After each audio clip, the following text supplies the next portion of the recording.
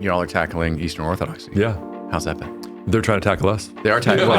It would be best if Protestants did not convert to Eastern Orthodoxy. So they're just cherry picking their own history to kind of usher these young men in. We did not intend or think about the fact that we would be creating a chat room for the Orthobros underneath some of our comments on Facebook.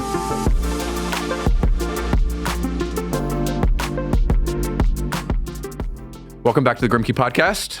Great to have all of you here. We've got two usuals. Douglas Ponder on my left. Usual suspects. Usual suspect. Kaiser Soze. Kaiser Soze. I'm Greatest here as trick well, that John. Doug I ever think did. I'm usual. Does that work? That's the Kaiser Soze right there, dude. Okay. That's him. That's absolutely right. And David Schrock to my right. We're so excited Glad to to be have here, guys. David Looking here. forward to it. Glad to be here. Pastor at Occoquan. Am I pronouncing Occoquan. that? Occoquan. Yeah. I'm glad you took a stab at it, Joe. I was almost defer. I've been in Virginia a long time. I feel like Occoquan, Powhatan, Mansman, you should- Suffolk, it's okay. Bodetote. Nobody whatever gets the- Occoquan right. Botetourt, I think. Everybody gets it wrong. Bodetote. Botetourt. So- We used to call it Botetourt County.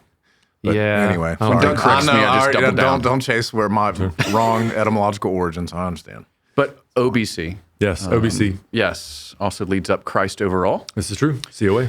Absolutely. And we've been grateful for some stuff you've done for us, guest lectured for me last semester, enjoy. and grateful for your friendship. So we were glad to get you into the podcast booth studio and hear a little bit more about what the Lord's done in your life. Yeah, So glad to be here. yeah, would love to know just how'd you get to where you are? Conversion, early life, call to ministry. What makes David Schrock David Schrock? The whole story, right? Yeah, so I grew up not too far from here, Midlothian, Virginia. So actually born in Henrico Midlo. County Doctor's Hospital. Heyo, my Back in the fourth 80s. son was born there. Yeah. All right. I was. I'll be honest. When we talked recently, I was talking actually yesterday with somebody about this because we used to. I know you were a hooper back in the day. Back in the day. And y'all hoop together? we used to have some regional rivalries. We came up at the same time, and I was like, "There's this guy that kind of looks like David that I hated."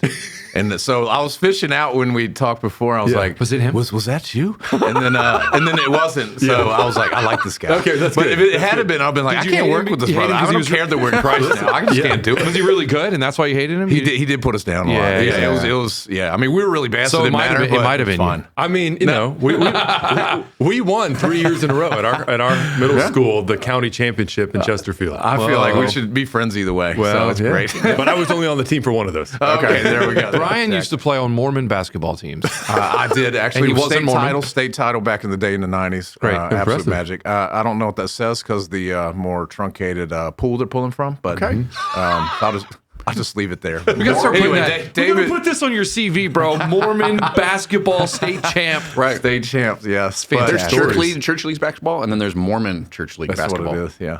But David grew up Midlothian. So I did. That was it. Brief diversion. Great hotels. It's a I'm great going to say interview. something and you guys can fill it out, and then I'll just come back to it. It's perfect. So. Speaking of Midlow, Yeah, that's right.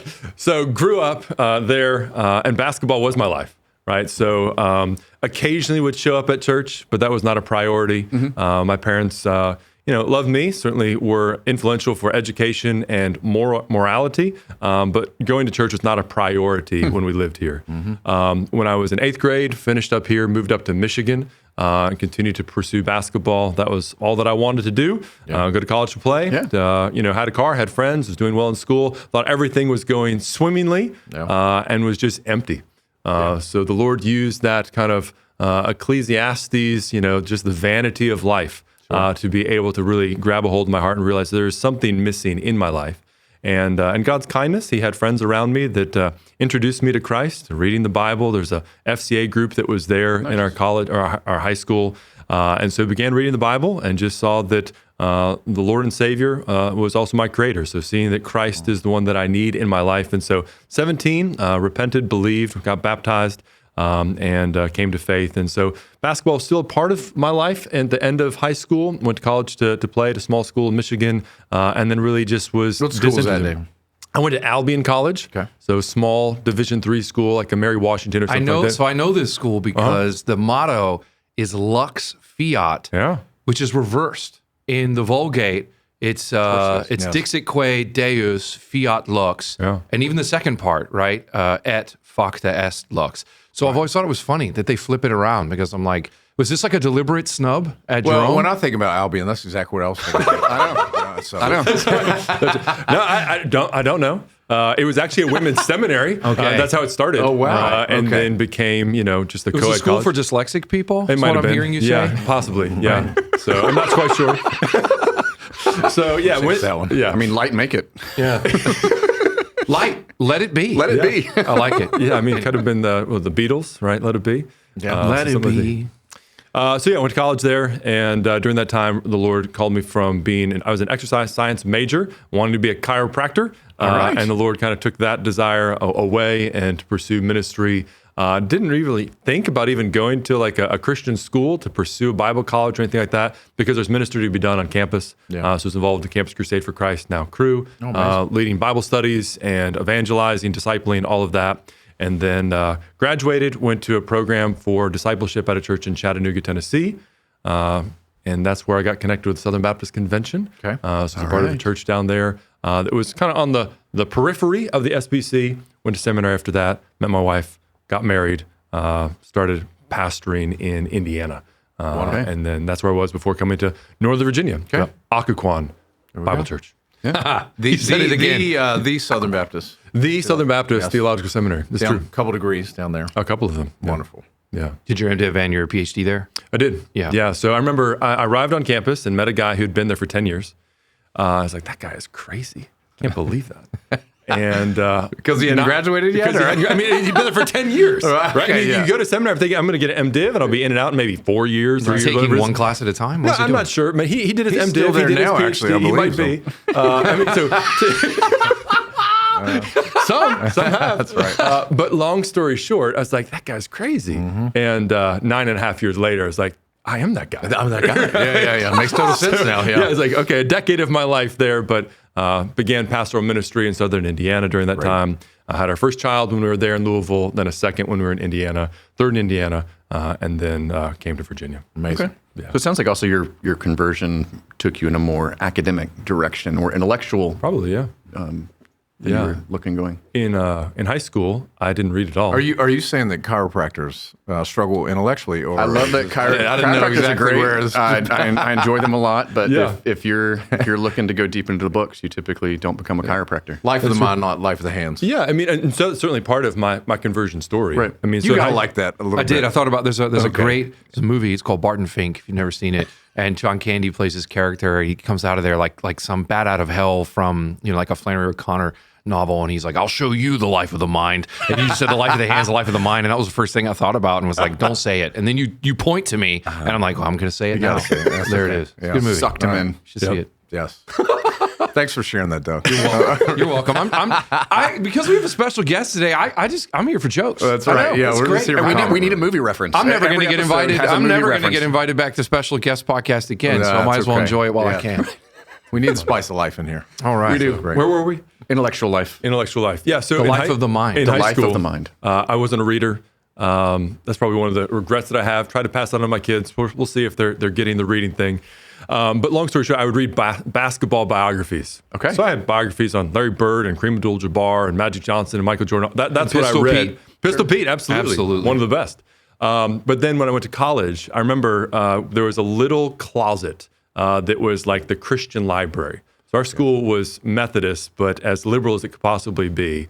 But there was a Christian library on the 4th floor of our student union. And I checked out a book by Max Lucado for a weekend. I think it was Just Like Jesus or something like that. And funny enough, like that book actually changed my life. Absolutely. In the sense, not because what was in it, but Okay. I went home and in 2 days I read it. I read those 2 books and I've been reading ever since. I got to be honest. I mean, I had a Max Lucado season. Okay. Like early, because I wasn't a reader that much. That's why I did science degrees and all the way through. But when it came to Christ, like Max was basically on the shelf where I was starting. So I ate those books up. I loved them to death. I mean, I haven't revisited them in a while, so I'd probably maybe have some other things. I'd think as I read them now, possibly. However, it was definitely food for my soul. But it was a good season. It was a good season. It was a good season. I was thankful for it. Yeah, I still have a box of books in my house that are basically the heretical books that I read when I was in college. There's some T.D. Jakes in there. Yeah, we didn't know some that. other things. We didn't know. Yeah. So basically, the Lord kept me alive with a lot of junk books until He led me to things like J.I. Packer and John Piper and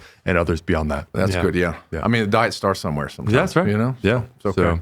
So thankful for that season, and thankful to have a better grasp of reading and good books today. And you start with Max Lucado. We can do another episode on Max Lucado is the gateway drug to future PhD work. On the way to T.D. Jakes, on the way to exactly others. But ended up at PhD level doing biblical theology in Leviticus. What was that? Some of that work? Yeah, so systematic theology and using kind of a biblical theological method to look at the priesthood. Nice. So starting Genesis, certainly through Leviticus, all the way to the New Testament, all the way to Revelation. So a whole canonical look at who Jesus Christ is in His priestly work and the types of the priesthood in the Old Testament fulfilled in Jesus, with then trying to answer the question of who did Christ die for, right? The question of the extent of the atonement by means of a priestly argument. And then you did that and then went into Indiana to pastor. Yeah, so finished my MDiv, worked on campus for about a year, and then began preaching at a church in southern Indiana, did pulpit supply there, became the interim pastor, and then they called me to be the full-time pastor. Okay. So I was pastoring at the same time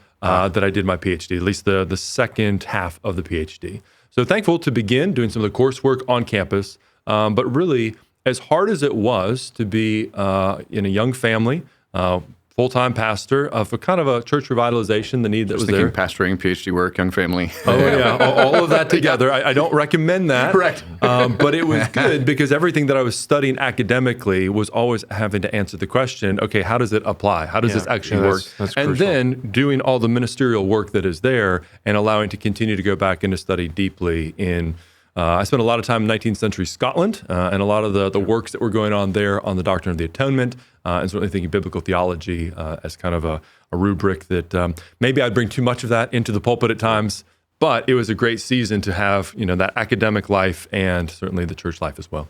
Yeah, we didn't know if that was the cause of revitalization because you kept smuggling in 19th century Scottish theologians. Well, yeah, sometimes. But it is great. I mean, Doug and I, similar story. I mean, most of our graduate, postgraduate work was back and forth rooted, actually teaching small groups, Sunday school in different ways. So it does help distill a lot of the heady things you're learning and helps, condense them down, serve well to build up folks and make disciples. Well, yeah, I mean, certainly there's a way in which the academic work that you're doing, the heavy lifting that is there, the temptation is just to bring all of those terms, those ideas, those words straight into the pulpit. Yeah. And there is a season of just kind of learning how to repackage and to re-explain things at a more simple level. And I do think it takes years for the trained academic to be able to then preach at a way that is received in the pews. Right. Yeah, I know Doug probably echoes the same, but I was thankful we had about 9 years. I remember one Sunday school I was teaching college students, and I had as many systematics as I could stack and we did 7 views on the intermediate state. And it didn't occur to me like, is this what they need today? I was like, this is exactly what they need today. I'll tell you that much. John Feinberg said they got, so here it is. So yeah, the Lord was gracious during that time. So thankfully he kept me out of the pulpit. That's right. It was only a Sunday school room I was messing up, so it was wonderful. So, so how OBC from Indiana? What was that? Facebook. Yeah. Okay. Wow. Strange story. Yeah. So I pastored for about 5.5 years at the church in southern Indiana, and it was a good season, but it was also hard. Trying to just preach the Bible, but there's certainly, especially if you've been in Southern Baptist life, the Calvinism debates that were ongoing, some of that seeped into the challenges that were there. Oh, yeah. And so every year or so, there would be something kind of kerfuffle that would come up on those issues. Mm-hmm. And eventually realize, okay, this is not a good fit for them, not good fit for me. And so I stepped down from leading there beginning of 2015. With no kind of real clarity of where we were going to go in the future. So they were gracious to be able to give a severance package to be able to sustain my family. It was interesting living at the parsonage next to the church for the next 6 months or so. I was always curious on Sunday mornings. Not awkward at all. Not awkward at all. Right. But the Lord used that time to, clarify pastoral work. And so I had a couple opportunities to teach that didn't come to fruition, but wanted to be in the church. And somewhere in the middle of the summer, probably about July, maybe June, I wrote a blog post that basically said, since stepping down from my position of ministry, I read this book and it's been helpful. And that got kicked up into Facebook. And a guy that I had befriended years ago, but we never met in person, he texted me about 30 minutes later and said, hey, there's a church that I know of in Northern Virginia that's looking for a pastor. Would you be interested? It's like, well, I have no other options at this moment. So maybe, but I went to the church website to see the statement of faith, and they were premillennial. Okay.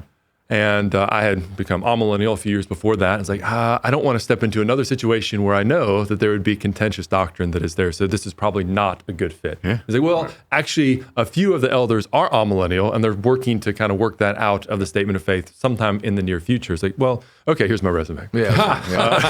So here we go. I can help them. Yeah. I mean, and it wasn't as much like trying to do another church revitalization. We had been a part of that. It's like, that's not what we're looking for. Mm-hmm. But anyways, we came and visited, and 60 days later, we were moving to Northern Virginia. Wow. 6 days. Yeah, so it was really clarifying, and we've been there ever since. Confirming. Yeah.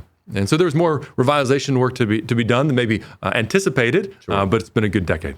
That's wonderful. Amazing. Yeah. That's awesome. Yeah, so if I ever go, I'm not on Facebook today, but the joke is if I go back on Facebook, it might be because I'm looking for another job. That's right. However they come. I need to cancel my account because I forget just how many people still use it. And they assume that if you have an account, you're using it too. So I get on Facebook maybe once every 3 months, maybe. Yeah, same. And when I do, I have a list, a stack of people who've messaged me. And sometimes these messages are multiples from the same person, and they're very angry that I haven't responded. And I'm like, hey, man, so sorry about the delay in getting back to you. I really never use Facebook. I really don't. I feel like I walked away cold 5 years ago. So every time I do log in randomly, it'll be DMs, and I'll just say, oh, that's nice. Yeah. So I don't know if I've let anybody down. I love you, but I'm just not there. Yeah. So, instead of, hitting them up and saying, hey, sorry, I'll just continue to fail. It's easier that way sometimes. You could just suggest, and you don't need to be on Facebook either. That's right. That's right. Unless you're looking for a job. Well, that's right. So OBC, you mentioned briefly in Northern Virginia. Yeah. That is a unique ministry context. It is. To say the least. Yeah.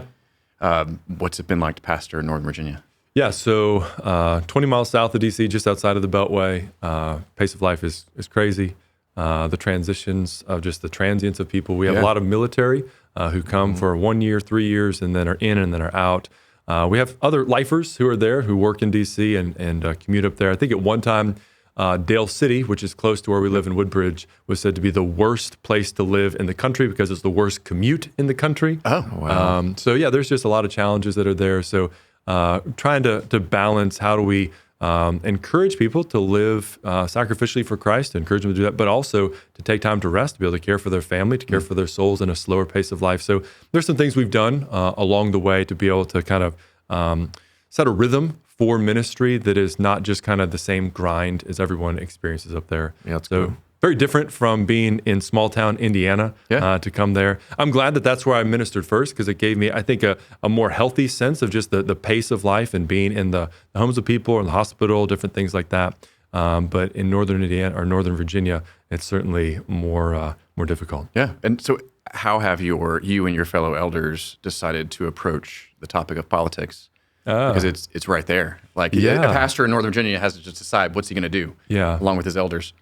I'm thankful that our elders have been pretty like-minded on those things, that we agree that the totality of Scripture addresses the totality of life.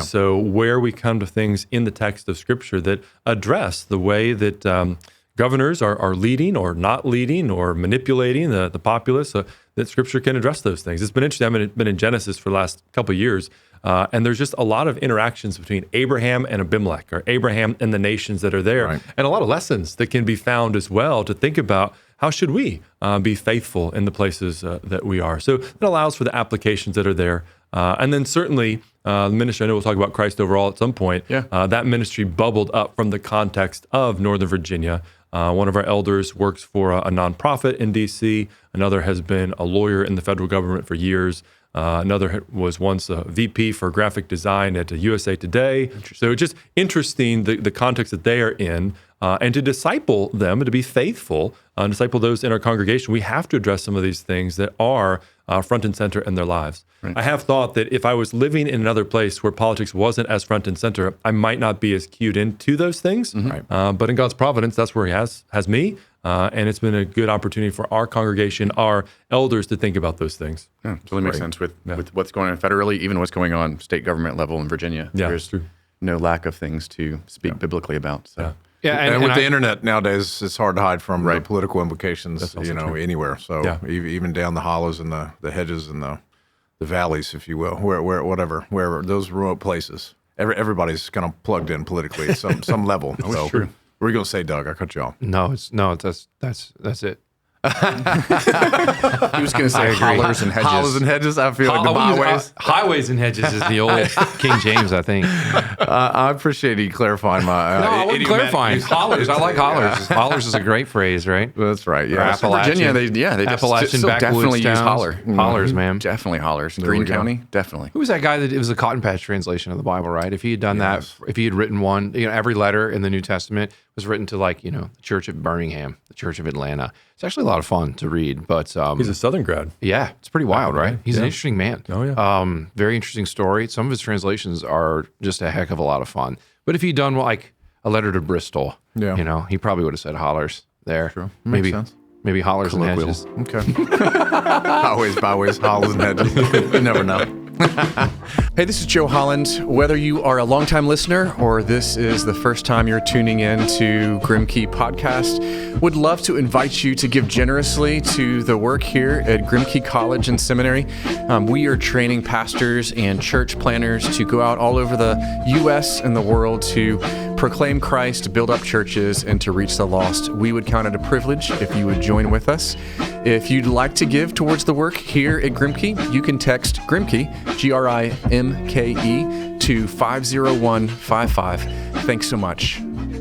So you mentioned Christ overall and a little bit of how that came to be. So tell more of the story about. That's probably how most people know you. Yeah, that's probably true. I mean, 2020 was a challenge for all of us. It was. And so in Northern Virginia, trying to, think through those things carefully. Yeah. Elders thinking through, how do we continue to be faithful? How do we gather even when our governor at the time was saying you should not meet, or giving us parameters that it was not possible to do the things that were, given to us. And so I remember, one of our elders saying that the things that Governor Northam was saying at that time, that if he were to do them, well, he was actually in violation of those by coming and gathering on a Sunday. And so I think that put at the forefront of our minds, okay, how do we think between church and state? That's something that we have lived off of borrowed capital for 2 centuries since the founding era of our country. Right. We need to re-engage this. And I think a lot of people have seen that prior to 2020, but certainly after 2020. Great. And so locally for us, our elders are thinking through those things and beginning to need to disciple our people, answering those questions. And then we're looking out on the landscape, and there are just so many ministries that we previously saw as faithful that just seem to be silent or actually kind of counter-signaling what needed to take place, that we need to wait for the government to say you can open before you can actually gather. And forgetting the Lordship of Christ is saying, no, we are gathering because Christ reigns over all. Which is, the language for our ministry. So that conversation is happening locally for us at our church. And then friendships with guys like Steve Wellham and Trent Hunter, who's a pastor in Greenville, South Carolina, as well as Brad Green, who is at Union University. He's now actually sliding over to Southern Seminary. Ardell Kennedy, who's up in Minnesota. So those conversations by text are happening, saying, what would it look like if we could put together some sort of resource that would be helpful for the church, that would slow down the online rhetoric, that would be less heat and more light, that would kind of elongate the conversation over the course of a month instead of just kind of having just this barrage of different things that are there. 48 hours. And, and it's that. And, the ministries like TGC or Desiring God or others, it's often, maybe they'll have a theme for a few articles, but usually it's kind of everything all at once. So what if we just slow down and think about a particular theme and help people to kind of disciple them through that by finding some of the best minds on that subject? And that's what we've done. So thinking about Bible, theology, church, and culture are the 4 kind of big categories that we've entered into, and then to have a diet of those throughout the year. And that's how in the fall of 2022, Christ Overall began. It's wonderful, especially at the time. I mean, we're in a similar boat in Virginia. So I think an overall kind of weakness in the American church in terms of, especially the evangelical church, in terms of how it thinks about Christian social teaching, how the church relates to political authorities. Those muscles hadn't maybe fully atrophied. However, there was extreme weakness. So that the COVID moment was a catalyst to kind of awaken a lot of folks from their slumbers and at least re-engage. And the engagement needed a lot more, as you said, light than heat. And we need to sit down and think a little bit better about those things. So it's been a wonderful providential blessing to folks to consider those, and especially you guys taking the time to do that. Yeah. No, it's been a lot of work, but it's been a lot of joy. Yeah. And have received encouraging feedback as well. Good. It's been a joy to have guys like Doug write for us, and Joe, who will write for us soon, Lord willing, and Ryan someday. Yes. I'm very thankful for the someday opportunity. Yes, looking forward to it. Just a couple things on this. One is I love the way that you put it, David, that there's a sense in which we were just living off borrowed capital. We hadn't really thought through these things. And partly that's because we weren't forced to think through them. I think about church history and how often this was the case. Right. You didn't have major doctrinal statements put together on things like the Trinity until we were forced to do so. When heretics start teaching something counter to what everybody agreed. That's good. And then all of a sudden you say, well, actually, we need to put together something that lets everybody know that ain't it. Oh, that's right. The same thing happens around the time of the Reformation. We think about the way that grace operates in our lives, the nature of the church, other things of that kind. And we're seeing something similar today, both with anthropology, certainly, and then also public theology. And that's where politics comes in. So that's great. Love that you guys are doing that. But for anybody here who's never read any of Christ Overall's articles, you guys don't just do public theology. In fact, that's not how I first found you guys. I was doing some work, I think, on my doctoral thesis, and was looking for articles about the biblical handling of certain texts from a biblical theological perspective, and that's how I stumbled on it. Started reading, and was like, "Whoa, this thing's like a treasure trove of deep, long-form articles written by accomplished, intelligent Christian men, pastors, professors. Some guys would do a little bit of both. And you guys had whole months that were set apart for themes. So when I find one, I actually find 10, and it's amazing. Right. So very thankful. Yeah. I appreciate that, brother. Yeah, I mean, certainly it's a unhealthy diet if all you're doing is fighting over political things or engaging the culture only. Right, so there has to be a foundation in the Bible. There has to be a foundation in solid theology. So, there are months that have been on Hebrews. There have been months on Genesis 1 through 11. Certainly thinking about anthropology, had a couple months on that with the doctrine of sin right next to it as well. And so we want to give a solid foundation for those things so that it can also engage. I mean, this is even something Christ Overall has done. We have certainly written articles and, sought those to write those, but also at points to try to impact certain things in culture as well, whether that's in the Southern Baptist Convention and try to encourage certain things that are happening there or elsewhere. Yeah. Great.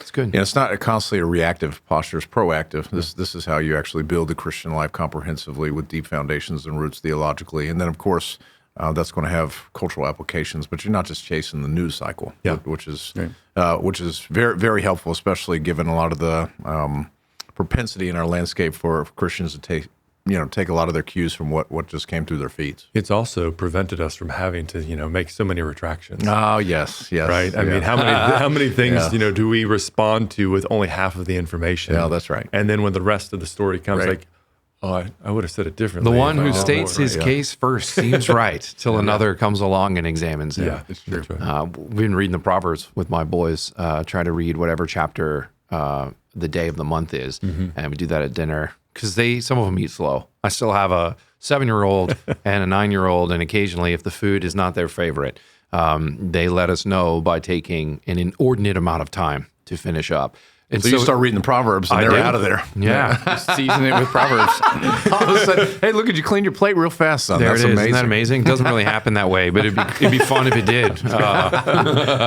But yeah, we were reading Proverbs 18 just a couple weeks ago, and came across that verse, and just was every once in a while I'll stumble on one where I'm like, oh man, this one, they're all great, they're all God's word, but this one has so much that they need to know about, and so just camped out on it for a second and told them, here's what that looks like. Yeah. Here's how you embrace this wisdom. Here's how you live in light of this. And you're right. A lot of organizations would be in a better place if they heeded that wisdom instead of as soon as there's another national story about something where it looks like race is one of the main things that angles, and then they publish a hot take and then more information comes out and you find out, We didn't have the whole story. And now you're either issuing a retraction or worse, you leave it up with an inaccurate report that looks really bad. And these things aren't good. I just thought this was a great parenting presumptive move that you were pulling on the boys, where you just said, you can state your case first if you'd like to, sons, but Dad's going to come along. Dad comes along secondly, put that together for you. It's actually going to work. That's right. Well, I'm curious because I'm sure you get strong feedback. What have been some of the strongest times of feedback to themes or articles, and either positive or negative? Sure. Mm-hmm. Yeah. So I think we're close to over 40 now. So my mind is beginning to slip on some of those things. Sure. But I think the first kind of key month or 2 months that kind of put Christ the World on the map in some ways was Christian nationalism. That's when I heard about it. Yeah. Okay.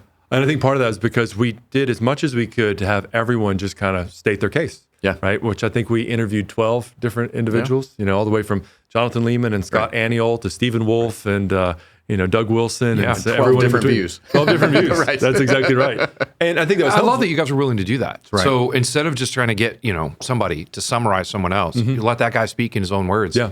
And isn't that the marketplace of ideas? Isn't that we believe in debate and reason and persuasion? That's how it's supposed to work. Yeah. So I love that. Consolidate those as a single source so everybody could go and see everything juxtaposed instead of just absolutely. tribalizing and That's kind right. of that's what Andy Naselli did. He came along and wrote like a 10,000 word article. As he does. Yeah. As he does. Yeah. I've still been reading it, but I'm almost done. So the guy in seminary is still reading it too. For 10 years or more. No, but it was wonderful. It was so clean and crisp. Actually, one of our seminary professors just stumbled on that article like a week ago. And he sent it to us and was like, guys, this is amazing. It's the best thing I've ever read on it. And I was like, it is amazing. That's right. I think Doug's verbatim words was late to the game, bro. I thought about saying that. But. But you're right. He took a taxonomy of all those views and kind of helped us to think through that. And so there was some constructive elements that were there, but the beginning part was just to say, let's have this conversation. And I mean, there was a lot of heat that was going to that. I think there was more light that came after that month, and everyone was able to speak to that. It doesn't mean that everybody's in agreement, but I think there was more clarity on where there are places of agreement and what are some of the distinctions that are being made. So that was a key month for us there. Yeah. And to the point, I mean, you start with what you start with. So because there wasn't much light to begin with, period, the default's just going to be a lot of heat. Because it's an emotive response. Right. This just doesn't feel right. And you're like, have you thought about it yet? It doesn't feel right. That can't be right. And you're like, do you have any basis? Well, so you guys brought a lot of light into something that was only a hot conversation either way. It's still a hot topic, hot conversation, a lot of heat, not a lot of light. And the number of people who use the phrase Christian nationalist or Christian nationalism without even being able to define it still it never fails to shock me just how many people do it. My wife, every year for Mother's Day, the day after Mother's Day, Monday, which is my day off, my wife will take each of the boys out and spend mother-son time with them. And it's good for them as they get older. They're practicing what it's like to be a gentleman, open doors and I'll give them cash so they can pay. Just fun stuff like that. And she was at a local coffee shop with one of my boys, and there were two Democratic political campaigners who were next to their tables right next to them. Christian nationalists? No, sir. No, okay. They were nationalists. You know that word, though. Oh, wow. And it was wild. Everything they were saying. My wife's trying so hard to focus, right, on talking to our son, and she's just hearing phrases come out of people's mouths. And it was crazy. Everything was getting lumped into that, and then their thoughts. And the primary motivating factor for all of it was they're just really angry that there would ever be any law that would tell them you cannot do fill in the blank. Yes. Mm-hmm. And so they were pushing for some kind of unbridled freedom. And they said things like, we have to win at all costs. And I was like, it's just lawlessness embodied. Yeah. And then anybody who wants a law that enshrines any morality, even basic natural law stuff, is going to be labeled Christian nationalist, and you're obviously public enemy number one. It's crazy. Yeah. Anyway, I was waiting for the turn to the kid's story where the son goes over and walks over. My dad's been telling us about that. You guys are wrong. if it had been one or two of my sons, that would have happened. 100%. Thankfully, it was one of the younger ones, so he was oblivious. Kids say the wildest things, don't they? They do. Isn't that amazing? Out of the mouth of children. Wow. But you're right. I mean, the lack of clarity on that is certainly in the culture at large and the accusations that are thrown at Christians in general. but it's also in the church. No, that's right. And understanding what that is, and recognizing that there was and there is a kind of morality of the way that God has made the world. And so certainly thinking about, the debate often among Christians, like, well, do we just try to instantiate the second table of the law? Do we also acknowledge or instantiate the first table of the law? And there's accusations of, well, you're just trying to have a theocracy that is there, missing the fact that really all politics are downstream from religion. That's right. That every single political structure is theocratic. Those two gentlemen that are talking are theocratic. Their God is themselves. Their God is their bellies. Right. And so recognizing those things, another month that we had was just on political theology, just doing the reading. And introducing all of these different sources that are there. So talking about living off of borrowed capital, it's not as though Christians haven't thought through these things before, but most Christians, they haven't read them. That's right. Or they've read certain things in their public schools that have given them a slanted view of these realities, or they think that any kind of like Christian influence or Christian legislation is just like it would be in an Islamic country. And it's like, no, it's not going to be Sharia law, but Christian, something completely different that is there. And the desire for any type of liberty is actually dependent upon a Christian view of the world, and even governors or magistrates or legislators who would actually bow the knee to the lordship of the one true God. Yeah. And that was certainly something that was recognized in the founding of our country. Even if all of those different men were not Christians in an Orthodox fashion, there was a recognition of that morality, that deism that is downstream from the theism that is found in Scripture. Yep. And we need to recover those things today. We need to relearn those things. The recovery, I think, is right. I'd love to hear you comment a little bit. So you're obviously a very learned man, been in school a long time. That's just just facts. I mean, started with Max, built out of there. That's where we all start. So, but I did not wake up and think that man's name would get mentioned today. I mean, more than once. Number 5, I think. So out of your extensive education, how much of that actually directly addressed a lot of those public theology issues in your formal? Okay. None.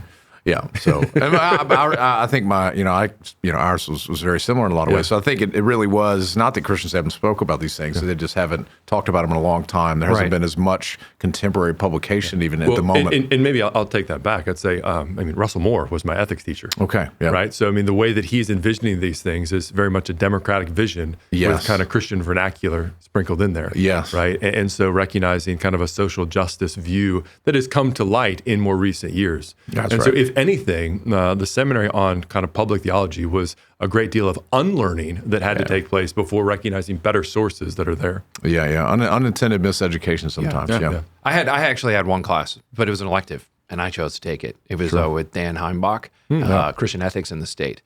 There were 4 people in the class. I always made a joke about the 3 guys that actually took that class. One guy dropped out after the first day. It was an intensive format, so it was a whole week. It was a rich class. 8 hours. That's right. And after 8 hours on the first day, that guy was like, I'm out. Wow. And there it was. So, but all that to say is I think it's few and far between. And going back to what we said earlier about... And that wasn't a knock on Dr. Heimbach. It was just more of maybe you're like, what's the relevance here after 8 hours? I enjoyed the class. I had to do a lot of reading on stuff that I had never had to read before. I was articulating a view that probably I didn't know at the time, but would have been really close to what people now call a Reformed two kingdoms view. Yeah, sure. I don't hold that view anymore, but I was arguing only for the second table of the law because of natural law, man's basic access to that, and all of that kind of thing. And I did a good job representing that position, but he basically said, I think this is fundamentally wrong, and to find out why, take this other class with me. The upsell. Funny thing is, looking back, I'm like, dang, he was right. That's right. At the time, I probably thought, what a chop. You didn't like it. Yeah. He was like a Bush Reagan guy. You're like, I'm a Ron Paul libertarian at this point. I can't handle it. Can't handle it. I definitely was. I had a photo with him somewhere on Facebook, of all places. People who go back, if you go back on people's profile pics, that's amazing. Go way back and see what they used to be like, and they'll see that. All right. Well. I love that you took what you had to do personally to subsidize what you didn't necessarily receive in seminary and have now provided that at a high level through Christ Overall so that other people can gain from the things that you and we had to do on our own. Oh, that's right. In a library or ordering books. Yeah. Thanks, brother. Yeah, we felt, I know even amongst our pastors felt rather caught on our heels, off guard, ill-equipped for that moment culturally, and so we're playing a lot of catch-up very fast. Yeah, digging in the theological crates, if you call it that, to figure out how should we think about these things well. Well, that's the thing, that there's so many resources that are there. And I'd even say that in the last 5 years, we are now getting publishers who are publishing some of the political theology of the Puritans. Right. In a way that Banner of Truth did a great service to the church by bringing the Puritans forward. Right. But many of them were actually excising or not publishing some of the works on the Puritan eschatology or the Puritan political theology. Right. Yeah. And we're seeing that coming out more today. And there's a treasure trove of things to be able to read and to process and to apply today. Yeah, it's truncated emphasis. I was reminded we launched the Carey Center recently, which has been wonderful. One of the namesakes is Lott Carey. So of course, he's African American missionary back to Liberia, Monrovia, but he also becomes the sheriff. And somebody shared recently, I didn't realize this, he went down because of TNT dynamite and a battle trying to fight off folks. So it was basically they were being attacked by the tribes. And so they started stockpiling munitions, and there was an accident, and the gunpowder went off. And he's out of there. He's bringing the gospel, trying to instantiate justice in a good way, true justice. Yeah. He's also a mayor, I think. Yeah. And a school, founded a school. So normally if you hear the bio, it's just he was a missionary, brought that good news, and very pietistic. And also went down a blaze of glory with some TNT. And they're like, wow, that's what gospel is. That's amazing, yeah. It's not to the point. Yeah, there's a lot of things that need to be recovered. Yeah, for sure. And at least for this month when we're recording, y'all are tackling Eastern Orthodoxy. Yeah. How's that been? They're trying to tackle us. They are tackling us. They do. The Orthobros. The Orthobros. It's been amazing. We did not intend or think about the fact that we would be creating a chat room for the Orthobros underneath some of our comments on Facebook. Fantastic. Yeah, it's been pretty wild. I bet. Yeah. I mean, I listened to the first one. It was, I forgot the guy's name who wrote it. Donald Fairbairn. Yes. Very fair, very thorough. Yeah. I was like, how can a guy be upset at this? Well, it's hilarious because he wrote a book, Eastern Orthodoxy Through Western Eyes, early 2000s. Yeah. Is this Robert Latham? No, I might have got the title wrong. It's Donald Fairbairn. Okay. Latham also wrote something similar title. Okay, yeah. Maybe I just quoted his title. I never read that one. Similar title. Right. So similar title. Fairbairn wrote this one. Okay. 2/3 of it is just giving the history of Eastern Orthodoxy. The last third is his criticisms. He's a Protestant. Okay, yeah. Hilariously, the people in Russia pirated his book. They took it and they used it to be able to train their own people, except they cut out the last third that is critiquing EO. Amazing. So you get to the fairness, but he's certainly describing the history very well. This is a great catechism. Let's leave off this. There's nothing wrong here. Don't look at that. So hilarious. So they took that. He didn't get any copyright endorsement or anything like that. They took that, used that. But then he's also critiquing that. And that's not included. So, we're trying to represent how they understand these things. Nobody online thinks that we're doing that a fair job. But we're also doing it as Protestants because we believe that there's some major problems with Eastern Orthodoxy, including the kind of proselytizing that is going on that is maybe targeting evangelicals as much as or more than unbelievers. Yeah. Right? That their great field for harvest right now is people who have grown up in evangelical churches that don't know their history, have kind of feminized worship, maybe the smoke machines they have, but they haven't seen any type of divine liturgy as they describe it. Right. And so they're just, cherry picking their own history to kind of usher these young men in. And certainly there's a way in which churches like ours need to be doing a better job with our own liturgy, understanding the tradition, understanding the relationship between sola scriptura and the tradition that is there. But to go to Eastern Orthodoxy is to deny sola scriptura. It is to kind of cherry pick whatever canon fathers that they would want to have in order to assemble this kind of deeper mystical experience today. Yep. Yeah. I'm glad you're doing work on it. People should definitely very much a lot of a weak sense evangelical migration that is really just finds itself wanting in the current thin landscape and therefore gravitates to something that seemingly seems thicker, more substantive, but upon deeper analysis actually comes up short of actually what the richness that they should be pursuing. Yeah, the richness in it's trading some of the glorious doctrines that we would hold as Protestants. That's right. Right? Sola Scriptura, right? That God has an inspired word that He's revealed Himself to us, that we can come to an understanding of knowing who He is. That salvation is by grace alone, through faith alone, in Jesus Christ alone. right? They may talk about grace and certainly faith that is there, but it's also a faith plus works that is taking place there. It is. I recently worked through Joshua Shuping's book, his Disillusionment book. So, a lot of folks migrate over, and then they eventually do their deeper homework and say, without a basis for revelatory authority, actually the archbishops seem to have a lot of different takes that weren't coherent in terms of actually complementing one another. How do we adjudicate? And church has always had the answer in God's infallible word. Amen. So, yeah, I was just thinking it would be best if Protestants did not convert to Eastern Orthodoxy. I say that because I believe Protestantism is true, but also if you're going to do that, if you're going to do the thing I think you shouldn't do, you should at least know what tradition you're rejecting before you switch. And what happens almost invariably, because I've seen this a handful of times. We've been around for 16 years, and I think there's a couple guys from our church who've done this. A fairly large church, so 2 out of 16, we have over 1,000 people in our church by God's grace today. And so 2 out of 1,000 over 16 years is not exactly a crisis. And yet, in both cases, these were guys who probably could not articulate exactly what Protestantism believes. They had a Reddit level understanding of Protestantism. And so when they leave to go elsewhere, they're rejecting a straw man to embrace a vision.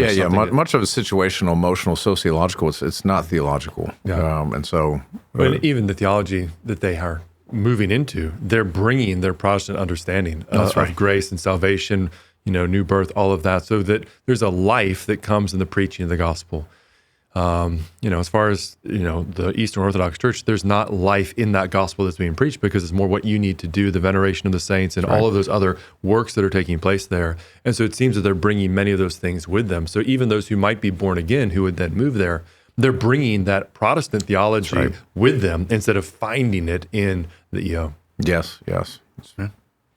Well, so the EO's, falling into Protestant syncretism at this point about migration. So smells and bells. Maybe that's good. Actually, I actually read an article recently that said that expressions of both Eastern Orthodoxy and Catholicism in America have been Protestantized at certain levels. Like they both have had some of their weirdest and most doctrinally problematic corners rounded off by the significant number of Protestants in America, which means that a lot of these converts are not only leaving a tradition they don't fully understand, they're also embracing a form of a new tradition that is very atypical for what that whole body actually believes at a global level. And so they're like, do you see videos of what Catholicism looks like in other countries or Eastern Orthodoxy? And they're like, well, it's not like that in my church. I'm like, I know, because your church has been Protestantized to some degree. Well, it's an interesting argument for America being a Protestant nation then. Yeah. Right? Because Catholicism, shifting subjects a bit, but Catholicism always kind of takes on the character of the culture that it moves into. So it makes sense that in America... Almost by design. Yeah, by design. I mean, so in America, it's taking on Protestant forms that are there. So even, J.D. Vance and Marco Rubio, who are Catholic, they're still quite Protestant-like in their understanding of their faith in public spaces. So it's just interesting to see, is America a Christian nation? Well, it's not just Christian. Historically, it's been a Protestant nation. And we can see that even with that movement of the Catholic Church to round off those corners. Well, if you're thinking about OBC and Christ overall, and you're projecting out another 5 or 10 years, what are some of your hopes for your church or Christ overall? Yeah. So we're beginning to have some conversations at Christ overall, thinking about ways that we can just be equipping people face to face, whether that would be like a church conference at our local church, or maybe one down at Trent Hunter's church as well. So just thinking about how can we encourage just the life of the church? How can we encourage the church to be engaged in culture? So those are things we're beginning to have some conversations about that. Our hope is not to have anything large as much as to say, how do we help that local church and those around that church to continue to be faithful where they are? So that's one thing. That's great. At our local church, to continue to be faithful there. We've talked about education opportunities and thinking about, is there a way to do more to disciple and to help the families to, one, stay in the very frenetic and transient Northern Virginia. If there's a way to have a school or something like that, those are conversations that we're beginning to have and to think if the Lord would provide that, maybe to do that. So lots of opportunities. That's awesome. Wonderful. Yeah. Well, thanks for coming today. We've really enjoyed the conversation, enjoyed your friendship. You've been an encouragement to all of us. Yeah, so, absolutely. Praise God for you. Appreciate you guys. Thanks so much.